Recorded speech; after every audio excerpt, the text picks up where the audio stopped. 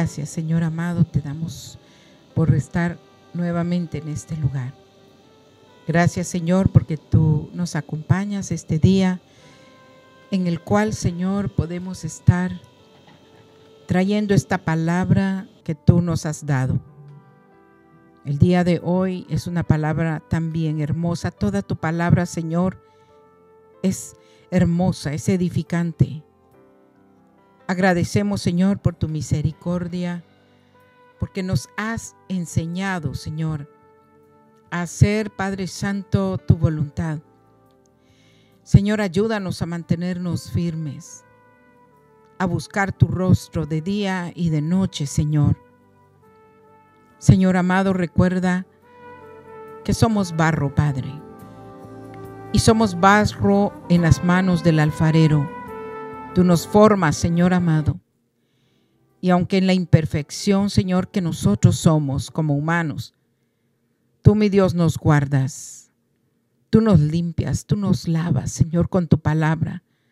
Te damos las gracias, Señor, porque nosotros, mi Dios, necesitamos de ti todo el tiempo. Señor, que tu palabra nos ayude, Señor, a entender muchas cosas.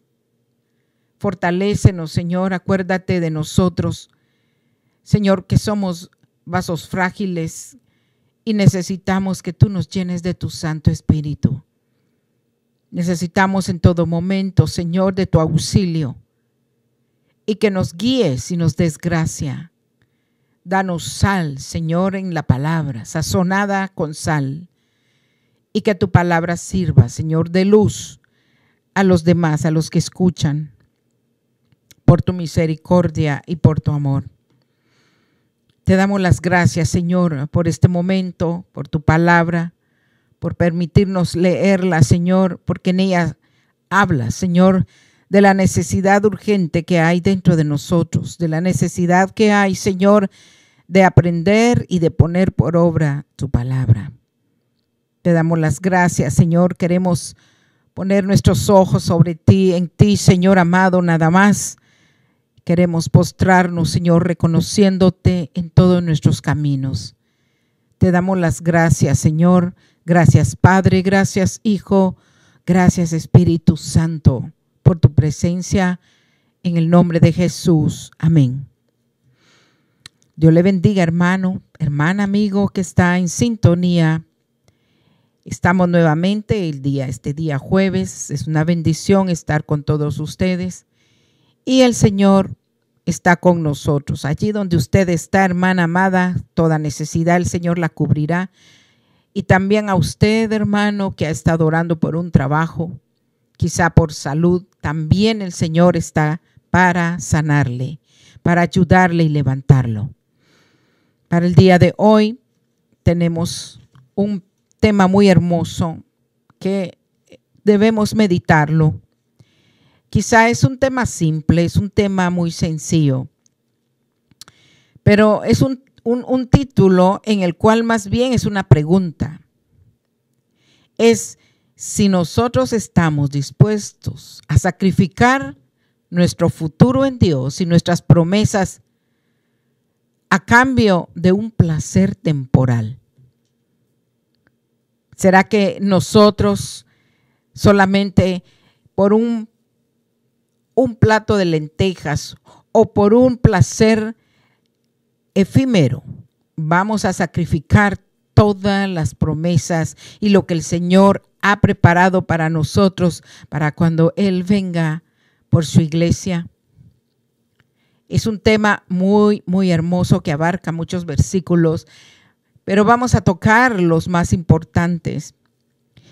Y el día de hoy, fíjese que a mí me traía a la mente el Señor cómo es que nosotros podríamos incurrir en algo tan grave como es caer en la tentación, no importa cuál sea. Pueden ser tentaciones, las tentaciones en la carne. Recuerda que el Señor Jesucristo, nuestro Señor amado, fue tentado después de que ayunó 40 días y 40 noches. Fue tentado en tres partes, en tres partes importantes para el ser humano. Fue tentado en lo que es el alimento, en la necesidad física que hay de comer. Le ofrece pan el enemigo en un momento en el que todavía como que no era el tiempo, pero tampoco venía de él la solución. Es decir, no era el enemigo el que nos iba a resolver el problema y no lo iba a resolver al Señor. El Señor nos enseña cómo nosotros debemos responder ante tal situación. También toca la parte de la carne, lo que es, hermanos, la fama, el deseo y el anhelo de ser alguien, de tener algo, tener riquezas, poder. Y también el enemigo pone eso en una manera muy, muy atractiva a los ojos. El Señor también nos da una enseñanza en la cual nosotros no podemos ignorar. El Señor nos habla también a través de esas tentaciones que debemos estar preparados. Porque no sea que una cosa tan simple vaya a hacer que perdamos todo lo que hemos hecho y perdamos lo que en el futuro nosotros vamos a obtener, nuestro galardón, nuestra corona. Solamente por un momento, una mala decisión, y esto, hermanos, sería grave para nuestra vida espiritual. Porque también no solamente nos va a afectar a nosotros, sino va a afectar a nuestra familia. Aquellos que viven con nosotros van a ser afectados de una u otra manera. Fíjese que la palabra en el libro de Mateo, capítulo 16, versículo 26, dice así. En el 25 dice, porque todo el que quiera salvar su vida, la perderá. Y todo el que pierda su vida por causa de mí, la hallará. Pero mira el 26. Porque ¿qué aprovechará al hombre si ganare todo el mundo y perdiere su alma? ¿O qué recompensa dará el hombre por su alma? Esto es algo muy, muy importante. Fíjese que el Señor siempre que da la respuesta al enemigo de nuestras almas, siempre el Señor lo reprendía. Y el Señor nos ha enseñado esto, que nosotros debemos tomar esa autoridad para reprender y para resistir las acechanzas del enemigo en cuanto a las tentaciones y los placeres y no caer en él. La palabra en el 26 nos dice que en el juicio final, cuando tenga que enfrentarse el infierno desastrosamente, hermanos, la persona que no resista, que no haya oído la palabra el día de hoy, o cada vez que oye una ministración de la palabra, de la sana doctrina, en donde muchas veces se nos exhorta, se nos amonesta, y se nos llama a tener cuidado y a apartarnos para Dios y vivir en una santidad. Usted dirá, pero ¿y quién puede ser santo aquí? Y ciertamente es difícil poder llegar uno a autosantificarse. Definitivamente no se puede. Pero el Señor, por medio de su palabra y de su Santo Espíritu, nos va a ayudar. La palabra dice que aquí, ¿qué le aprovechará al hombre si ganare todo el mundo? Si pudiere conseguir todas sus metas, todo lo que se ha propuesto en su corazón, hacer un negocio grande, tener riquezas, tener absolutamente todo, ganarlo todo, fama, fortuna, lo que el enemigo de las almas le ofreció al Señor Jesús, pero al final de todo el camino, perdiere su alma. ¿Qué podrá dar a cambio el hombre para rescatarla? Nada. En el juicio final, entonces, nosotros vemos cuando tenga que enfrentarse la persona, el creyente, el cristiano, que rechace la palabra con grande remordimiento, con sufrimiento, porque su alma se ha perdido.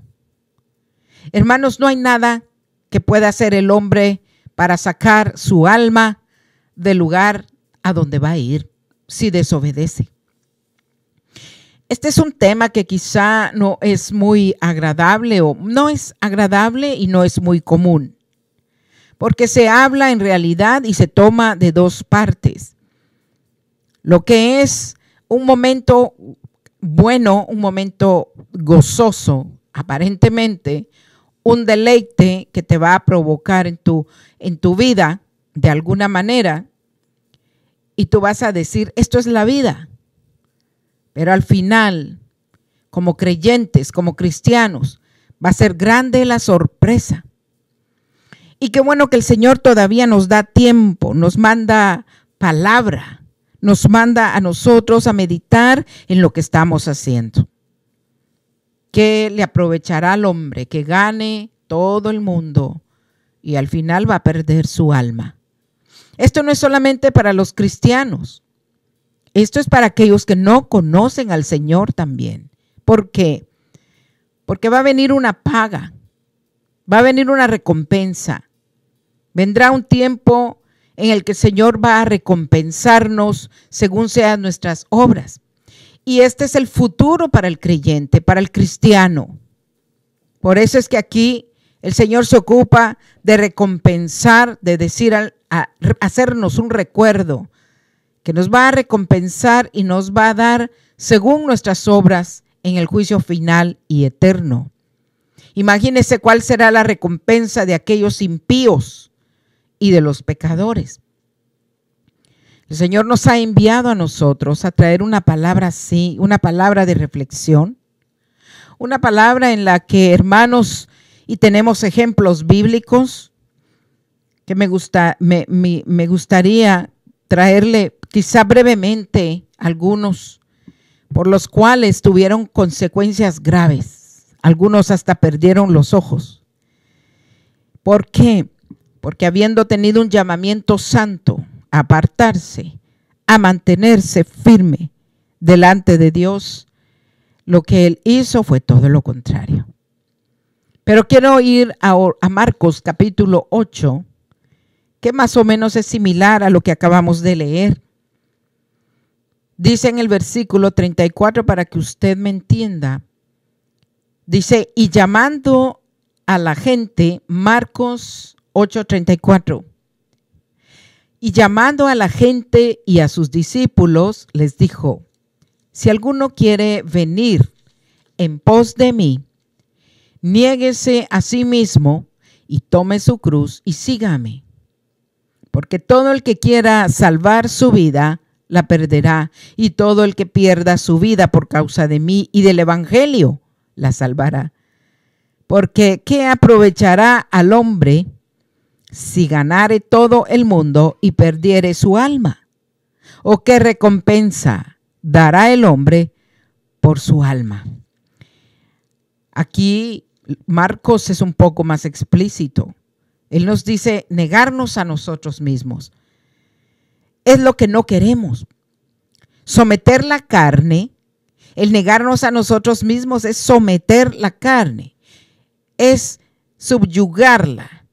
Nadie, hermanos amados, cuando dice niéguese a sí mismo, nadie que se oponga a negarse a sí mismo puede decir que es un discípulo de Jesucristo legítimo.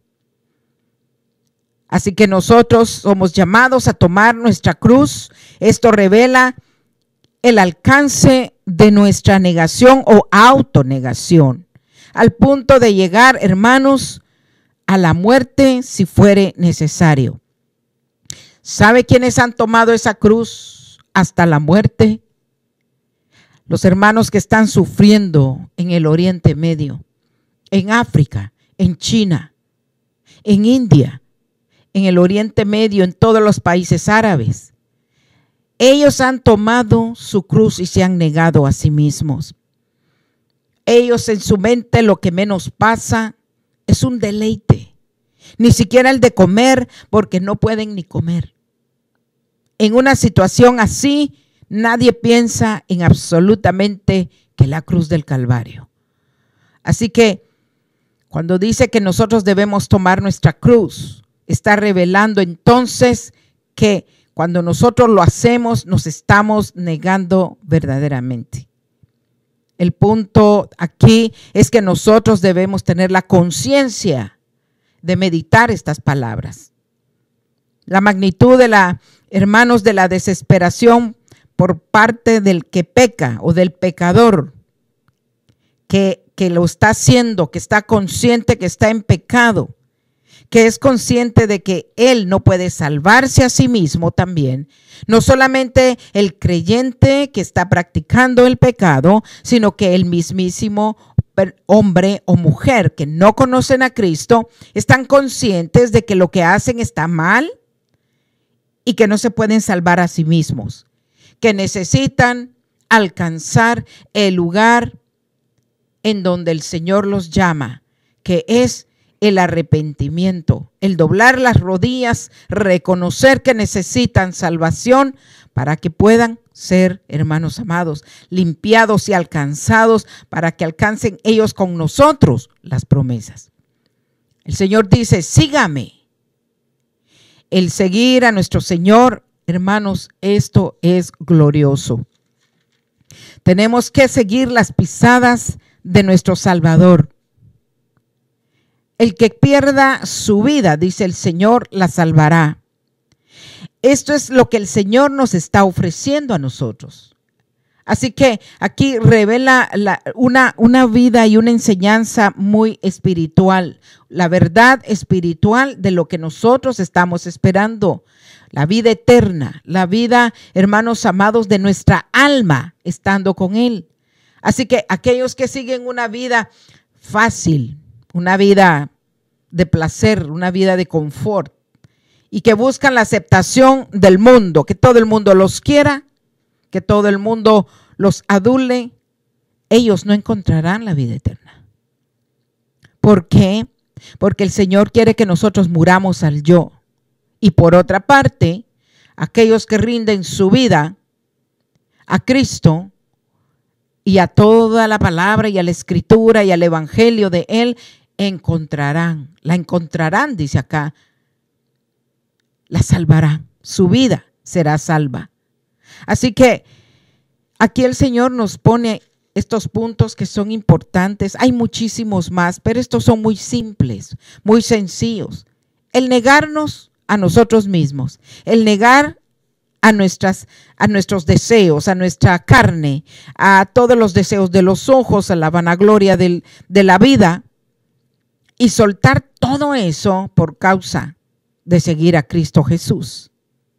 El Señor nos da una enseñanza aquí, pero vamos a ver que cuando el Señor llama a veces desde el vientre de nuestra madre.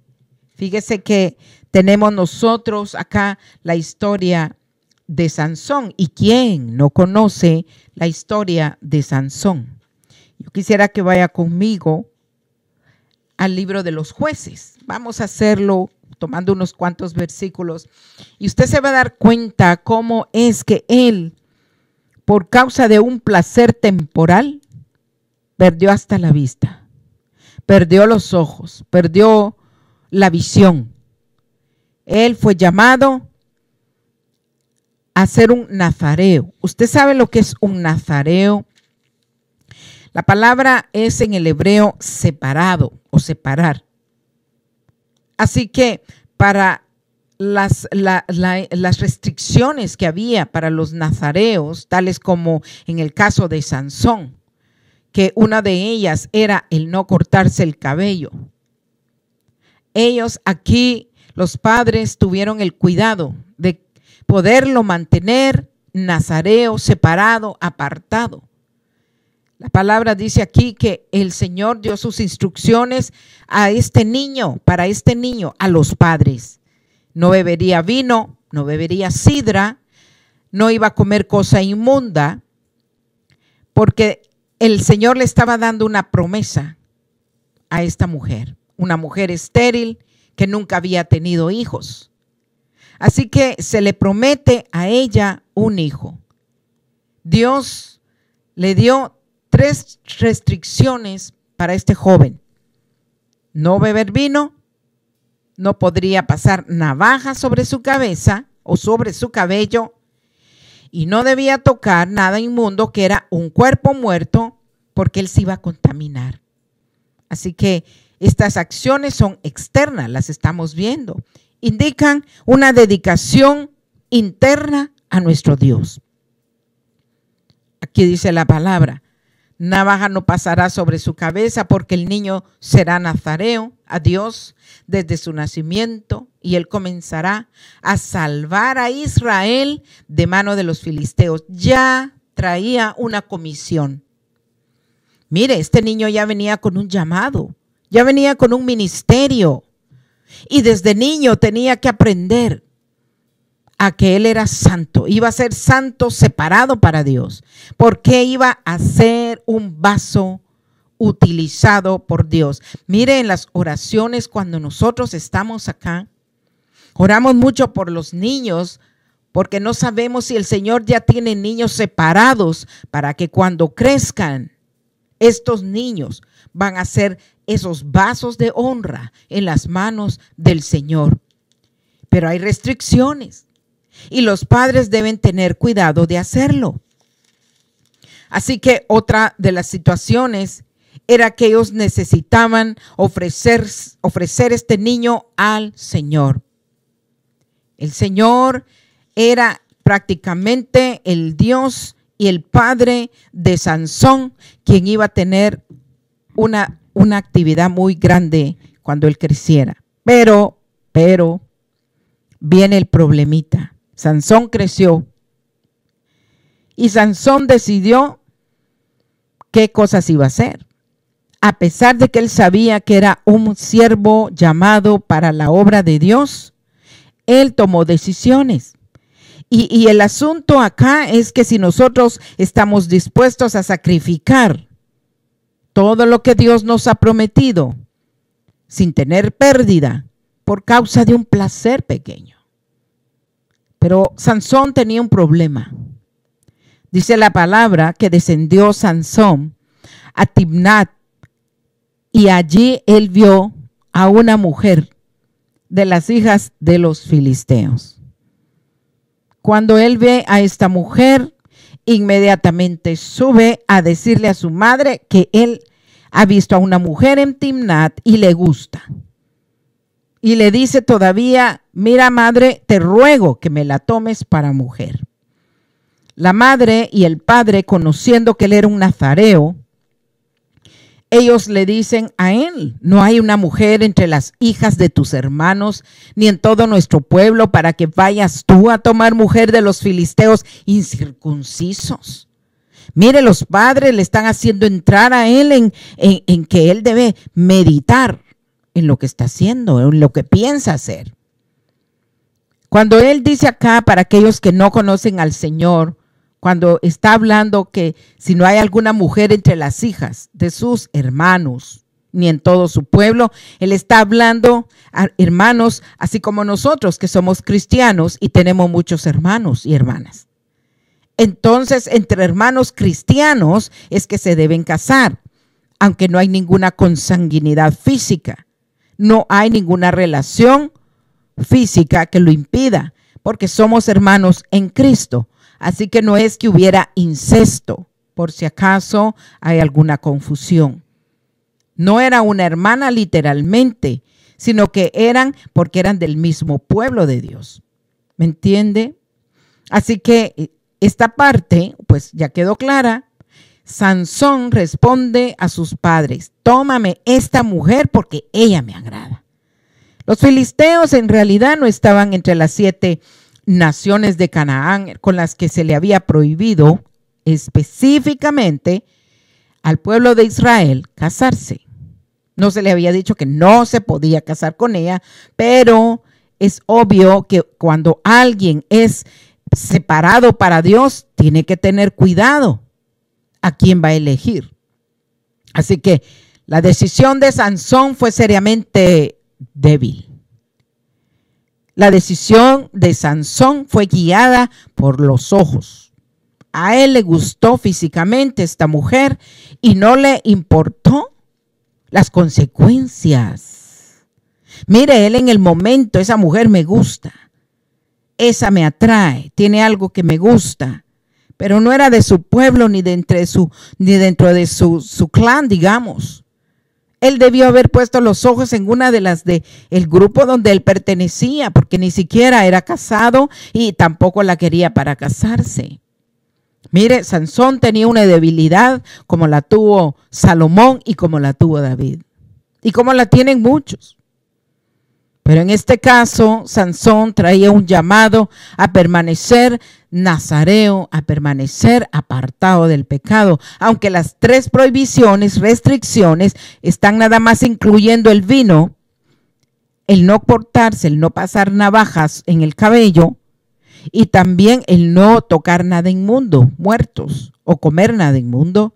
No dice que no se pudiera casar, pero es importante para que ninguno el día de hoy tenga una excusa y diga, pero si a Sansón no le dijeron nada, a mí tampoco, y voy a poner mis ojos en una que no es cristiana.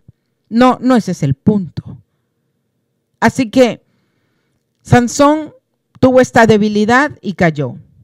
Sansón pecó aquí en esta decisión, pero Dios es soberano y pudo cambiar la situación para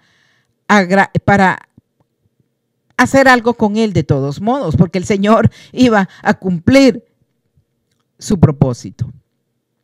Así que él no estaba perdiendo nada, pero usó la oportunidad de llevar a cabo su obra en contra de los filisteos.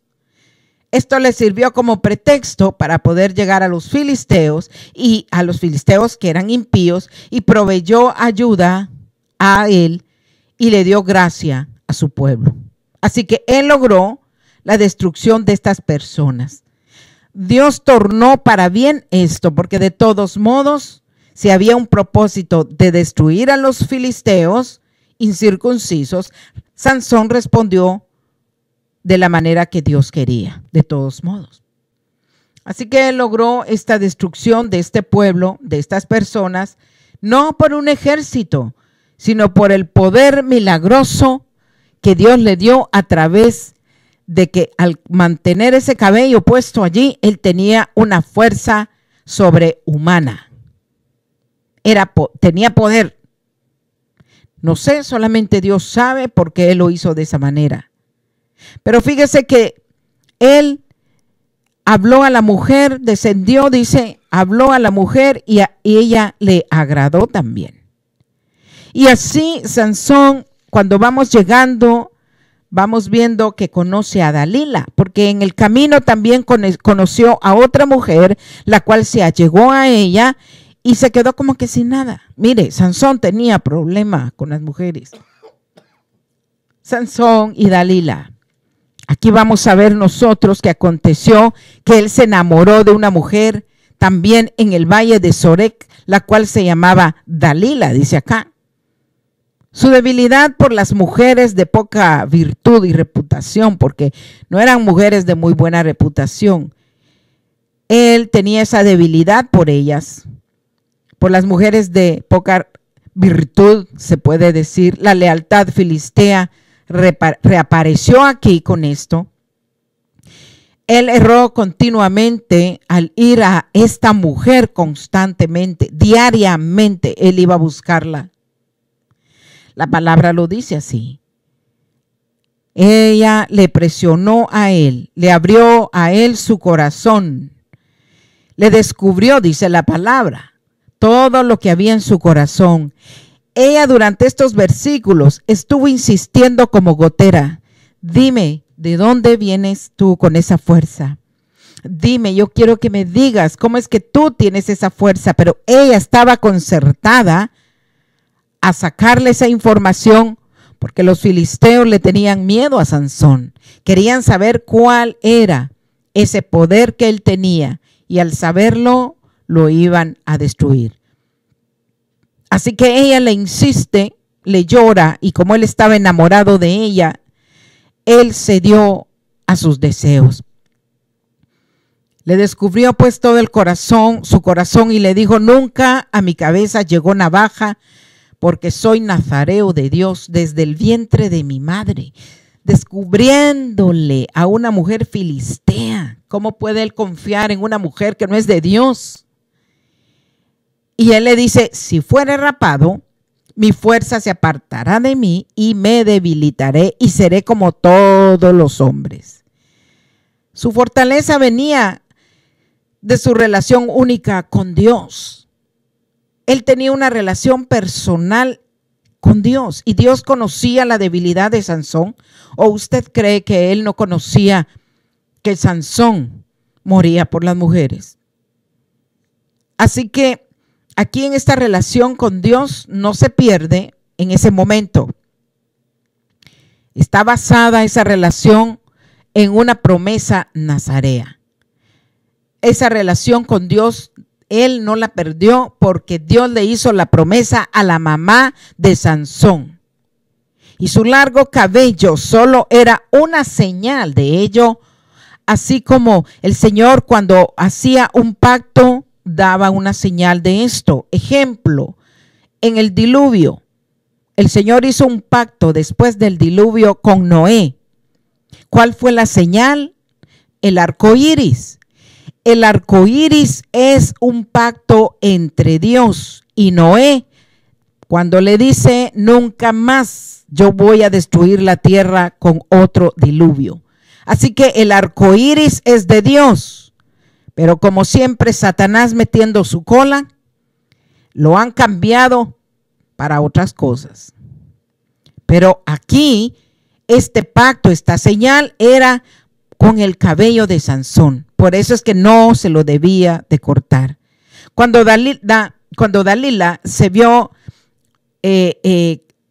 con esto descubierta, la información ya la tenía. Dalila se volvió más importante. Mire, si usted lo ve de esta manera, para Sansón Dalila fue más importante que Dios y su fortaleza fue quitada. Imagínense que fuera una mujer creyente, una mujer cristiana, en la cual hace ese mismo cambio, que delante de sus ojos y delante de ella va a ser más importante un hombre que agradar a Dios. ¿Hacia dónde va a ir y hacia dónde se va a conducir?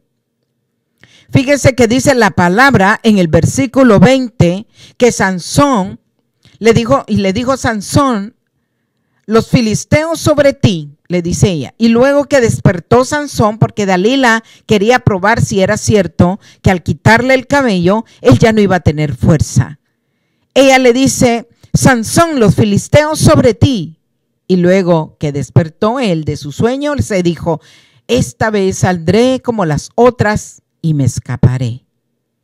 Pero dice acá: pero él no sabía que Jehová ya se había apartado de él. Qué triste. Él, Sansón, no sabía, porque no se siente cuando Dios se aparta, sino que cuando simplemente ya no hay respaldo, o en la oración, o no hay respaldo en algo que nosotros estamos haciendo, es porque el Señor no está en el asunto, y mucho menos cuando se ha cometido pecado. En este caso, Sansón pecó descubriéndole a una mujer que no debía, a una mujer filistea. Descubrirle algo que solamente pertenecía a Dios y él y sus padres que recibieron el mandamiento. Así que aquí estaba la tragedia de la ira, del abandono que Dios hizo a Sansón. Su pecado, hermanos, le había causado perder el poder de la presencia de Dios. Dios lo dejó. Así que este principio, hermano, lo podemos ver en muchos casos. Lo podemos ver cuando el Señor se aparta, como se apartó también, hermanos, en el libro de Ezequiel. Nosotros vemos cuando la gloria, el poder de Dios, la presencia de Dios se aparta de alguien. Cuando esa persona decide voluntariamente pecar. Sabiendo Sansón que no debía pecar, lo hizo. Luego dice la palabra aquí que Sansón no solamente hicieron eso, los filisteos le echaron mano, dice la palabra, y le sacaron los ojos. Sansón perdió la visión. Se quedó sin ojos. ¿Usted cree que vale la pena, hermano, hermana, que nosotros perdamos lo que Dios nos dio por un placer, por una persona que no nos conviene?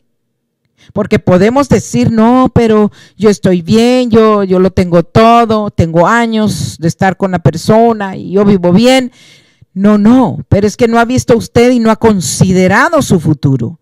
No ha considerado lo que Dios le prometió y le dio a cambio de ¿qué? De la obediencia y de la fidelidad y de la lealtad. Sansón perdió los ojos.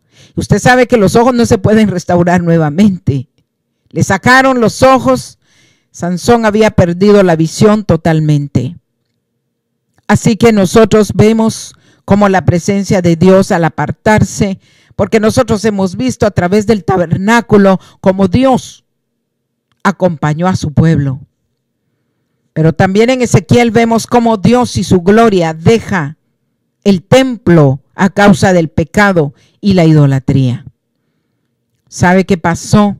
Que el Señor aún en su misericordia, aún en la misericordia de Dios, comenzó a crecerle ese pelo, ese cabello a Sansón otra vez.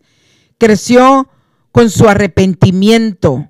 Creo que Sansón lamentó grandemente el haber pecado. Y con eso, hermanos amados, nosotros debemos ver y tener cuidado de no caer en lo mismo.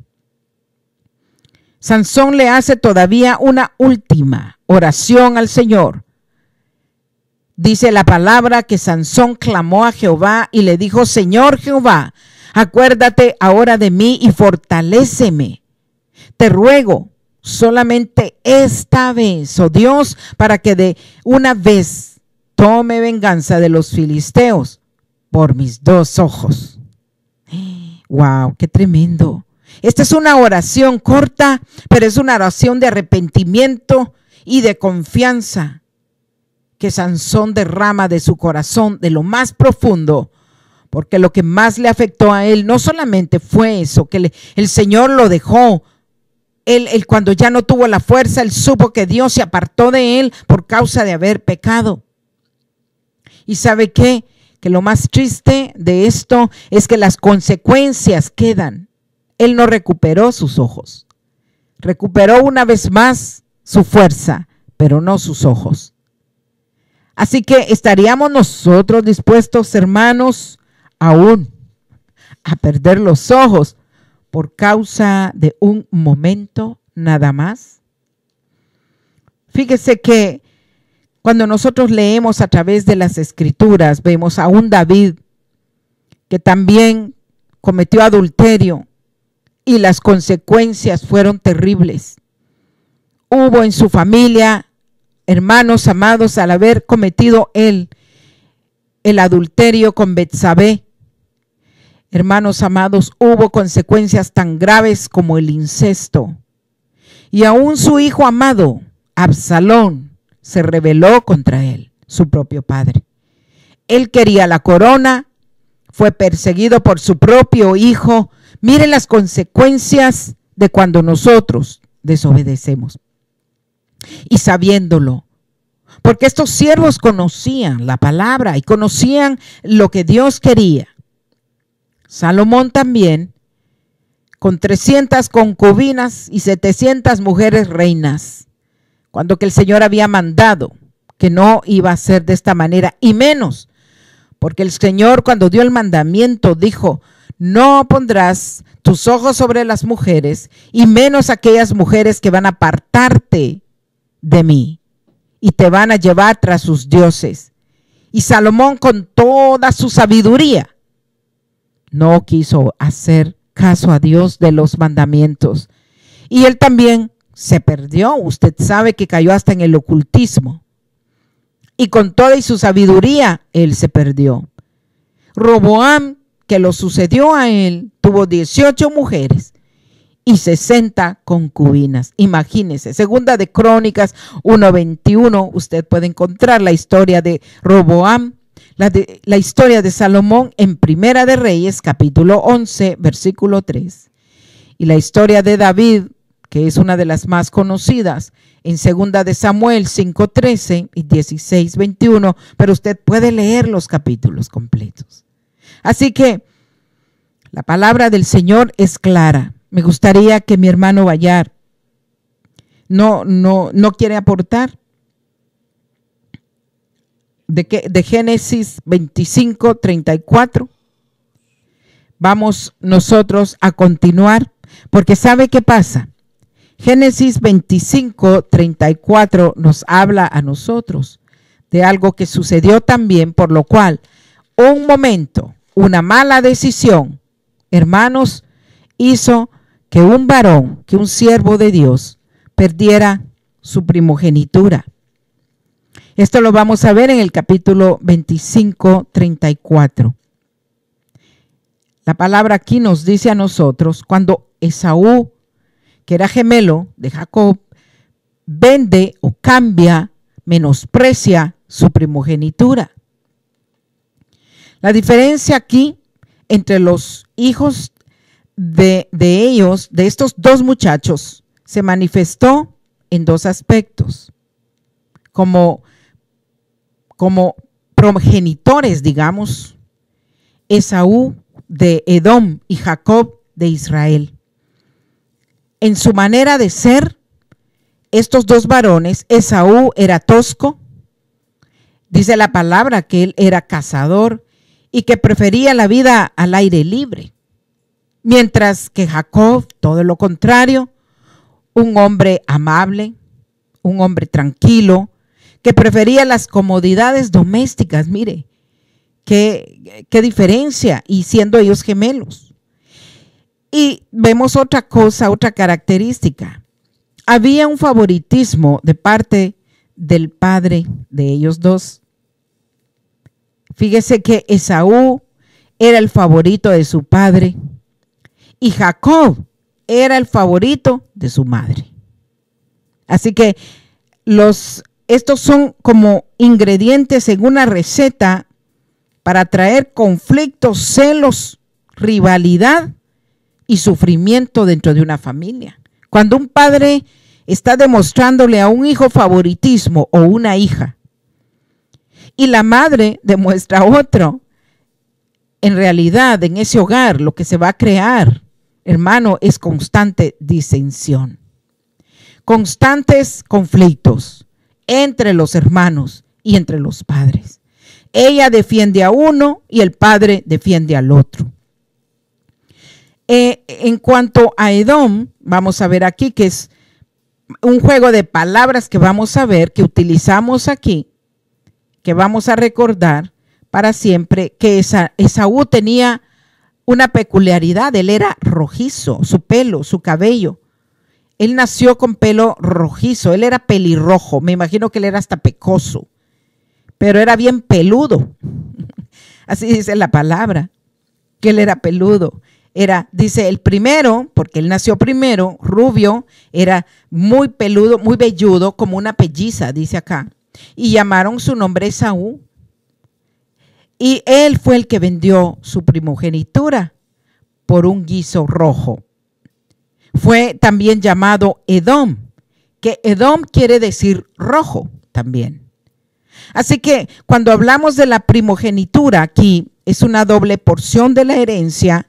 En Deuteronomio capítulo 21, 17, lo vamos a ver, 21, 17, puede ir conmigo, y vamos a ver qué es lo que qué decía la ley acerca de la primogenitura en la familia.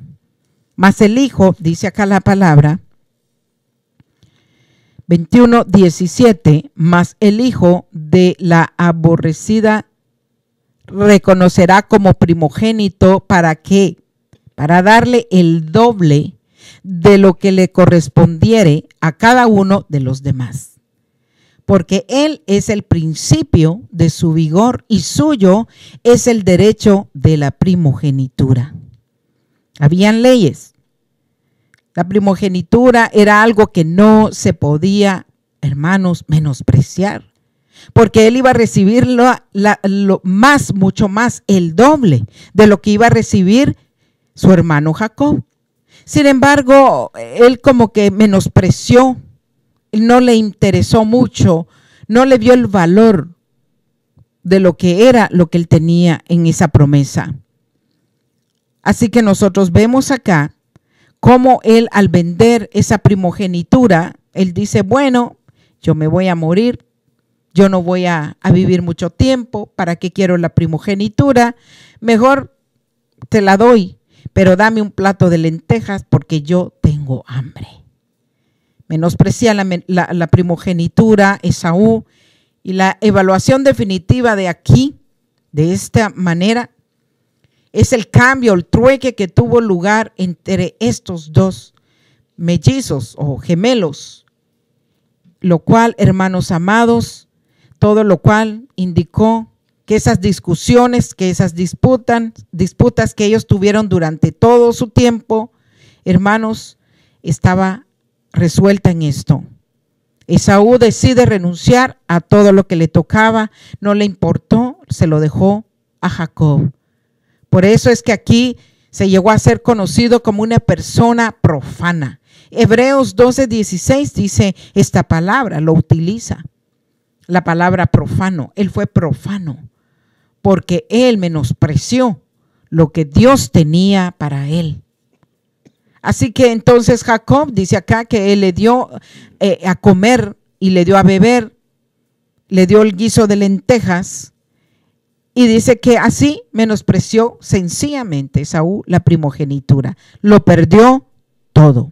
Fíjese que en Éxodo dice la palabra que él tenía el derecho a ser la cabeza y el sacerdote de la familia. En Éxodo 4:22 lo explica.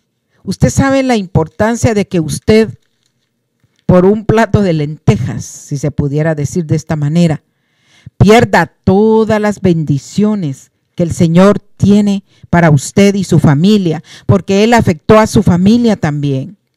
No solamente fue algo que le afectó a su vida personal, afectó a su descendencia. En Éxodo capítulo 4, versículo 22 dice, y dirás a Faraón, Jehová ha dicho así, Israel es mi hijo, mi primogénito. Ahí se reconoce a Jacob, mi primogénito, mi hijo primogénito. O sea que para los antiguos egipcios, el primogénito ya vemos que era especial, era sagrado. Y Faraón se consideraba como el hijo unigénito de los dioses, porque ellos eran paganos, pero aún entre los paganos reconocían que la primogenitura era importante, sagrada. Así que ahora oía de una nación entera designada como primogénito de Dios. Esto era grande, grandioso. Lo que significaba declarada, hermanos, y tratada como de primer rango. Para ellos, para el faraón, para los que no conocían a Dios, esto era importante. Por eso se le llama profano a Esaú al haber menospreciado y dejado como que sin nada la primogenitura que Dios le dio, el privilegio de haber nacido de primero. ¿Será que nosotros, cuando vemos que por algo tan simple como es un plato de comida, algo tan simple como es darle un vistazo a una mujer y apartarse a hacer lo que no se debe, o como David, que hizo lo mismo, pero el Señor en el Nuevo Testamento, porque usted dirá, usted, hermana, solamente está hablando del Antiguo Testamento, pero no, porque empezamos con que en el libro de Mateo nos dice que de qué nos sirve ganar todas las cosas o lograr todo lo que queremos si al final se va a perder nuestra alma. nosotros debemos tener cuidado con los placeres de la vida. Porque en cierta manera el placer de la vida de Sansón, de David, de Salomón, eran las mujeres. En el caso de Esaú, que lo perdió todo, fue la comida. Y nosotros vemos también cuando el Señor compara las riquezas, porque una de las cosas que hizo que perdiera su vida, su alma, la eternidad en Judas, fue la codicia. O sea que los placeres de la vida no pueden ser solamente en lo que es la carne, en lo carnal, en lo que es sexual, digamos, en lo que caen muchos, que está muy grandemente creciendo, lo que es la fornicación y el adulterio dentro del mundo entero. Y le digo esto porque hoy más que nunca la fornicación se ve. ¿Por qué se ve la fornicación? Porque entre la gente que no es cristiana, ellos ya no están tomando en consideración el matrimonio. Ellos ya están viviendo así nada más. Nosotros le llamamos a eso vivir de hecho, pero el Señor le llama fornicación, a vivir en esa manera. O en adulterio, que va en aumento. ¿Por qué será que ha ido en aumento el buscar más bien los placeres y no importar perder las cosas que Dios nos ha dado y nos ha prometido? Ministerios perdidos a causa de buscar un placer o buscar la fama, la fortuna, dinero. Y se deja el evangelio por un lado, el evangelio verdadero, para ir en pos de otras cosas. Cuando que el Señor ya nos dijo que tomemos nuestra cruz, que nos neguemos a nosotros mismos, que le sigamos a Él. Y para terminar, quisiera ver en Primera de Timoteo. Hay algo bien importante. Primera de Timoteo 5:6. Es una palabra que es importante verla. Primera de Timoteo, capítulo 5, versículo 6. La palabra nos habla acerca de cómo es que nuestra vida debe ser en cuanto especialmente las mujeres. Porque dice la palabra: no reprendas al anciano, sino exhórtale como a padre, a los más jóvenes como hermanos, a las ancianas como a madres y a las jovencitas como a hermanas con toda pureza. Pero dice acá, honra a las viudas que en verdad lo son. Pero dice, si alguna viuda tiene hijos o nietos, aprendan estos primero a ser piadosos para con su propia familia y recompensar a sus padres, porque esto es lo bueno y agradable delante de Dios. Pero mire esto, más la que en verdad es viuda y ha quedado sola, espera en Dios y es diligente en súplicas y oraciones noche y día. Pero la que se entrega, o sea que hay viudas que se pueden entregar a los placeres, viviendo, dice la palabra, está muerta. Una viuda, aquí habla de una viuda, una mujer que se quedó sin su esposo porque murió. Una viuda que lleva una vida mundana, está hablando de una vida que se entrega a los placeres, una viuda que más bien en lugar de buscar consagrarse al Señor o casarse otra vez, como lo dice el Señor, lo que hace es entregarse a una vida mundana, una vida inmoral o impía, y puede ser que físicamente ella está viva. Y está hablando de creyentes, porque es también creyente. Puede estar viva físicamente, pero su manera de vivir prueba que no ha sido regenerada y que está muerta en el sentido espiritual. Es peligroso cuando nosotros anteponemos algo que antes más importante que Dios. Por eso es que nosotros los placeres, el Señor nos lo ha dicho. Y esto es para todos nosotros, no solo para un grupo. Porque ¿qué pasa?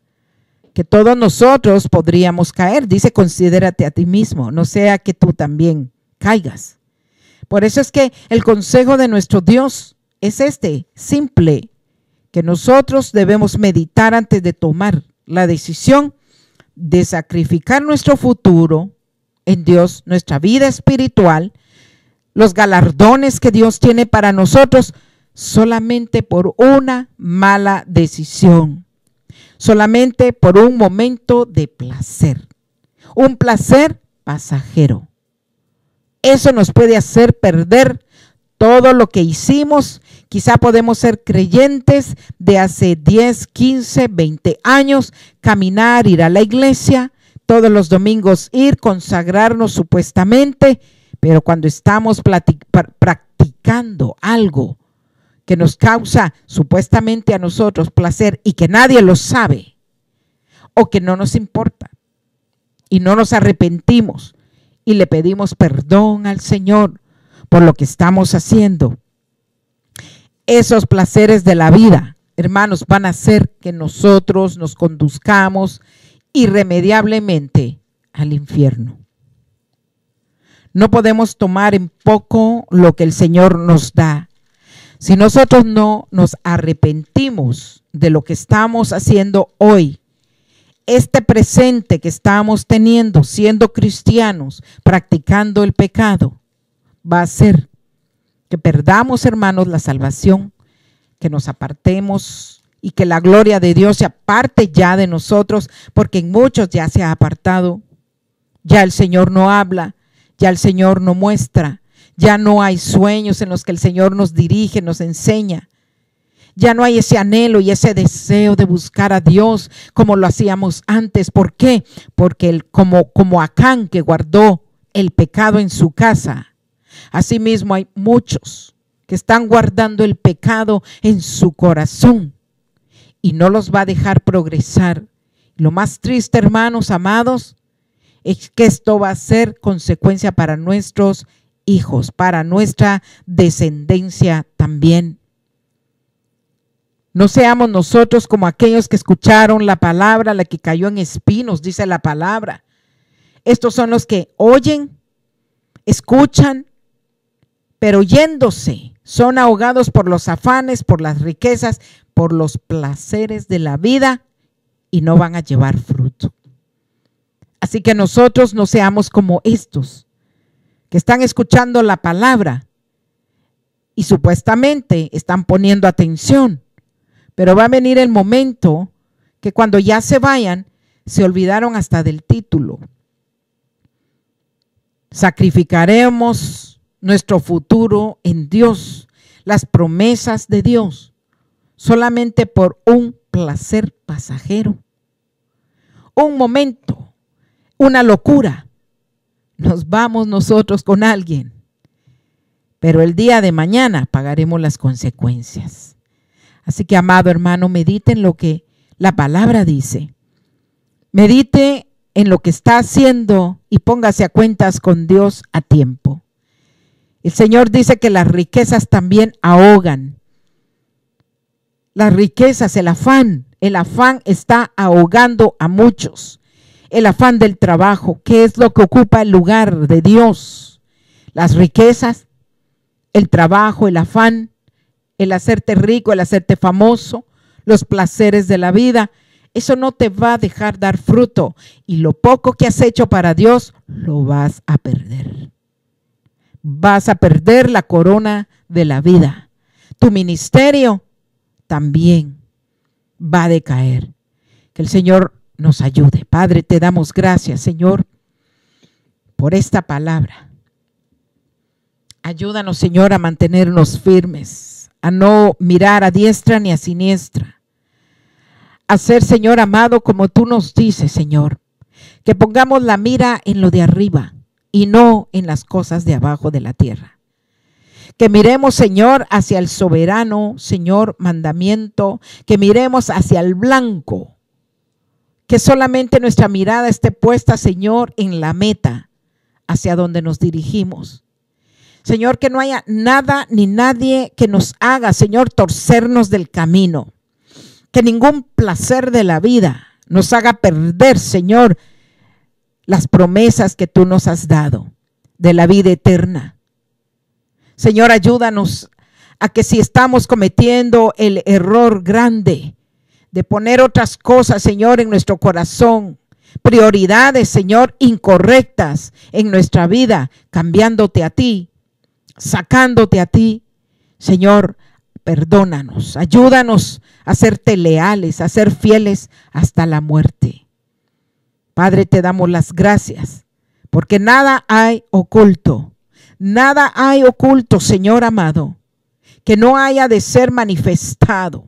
Nada, Señor, hay escondido que no haya de ser, Señor, sacado a la luz. Todo saldrá a la luz, Señor. Ayúdanos, Padre Santo, para que podamos agradarte, Señor, en nuestra manera de vivir. Padre, ponemos en tus manos a todos nuestros hermanos y hermanas para que le ilumines, para que les abra sus ojos, para que se santifiquen, para que se aparten de ti, para que huyan como José huyó del pecado, para que se guarden como Daniel y los 3 jóvenes se guardaron, Señor, que propusieron en su corazón no contaminarse con las viandas del rey. Que José ante la mujer de Potifar no cayó, Señor amado. Danos firmeza, Señor, que no caigamos ante la codicia del dinero también. Porque perderemos, Señor, algo mucho más rico, algo mucho más grande, que es la salvación de nuestras almas. Tenemos mucho que perder, Señor, si no nos cuidamos. En el nombre de Jesús te damos las gracias infinitamente, Señor.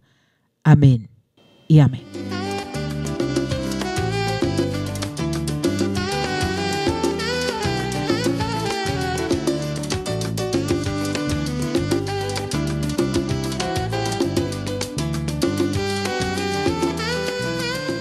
Queridos oyentes de Radio Alcance Internacional 87.7 FM, les queremos hacer la invitación a que usted nos pueda ver por el internet en el www.unored.tv Radio Alcance Internacional También en la página de Facebook Radio Alcance Internacional 87.7 FM o en la página personal del pastor Andrés Guzmán. También estamos disponibles en nuestra página de YouTube, Radio Alcance Internacional 87.7 FM. Nuestro teléfono a llamar es el 845-245-4681, 845-522-8041. El Señor les siga bendiciendo.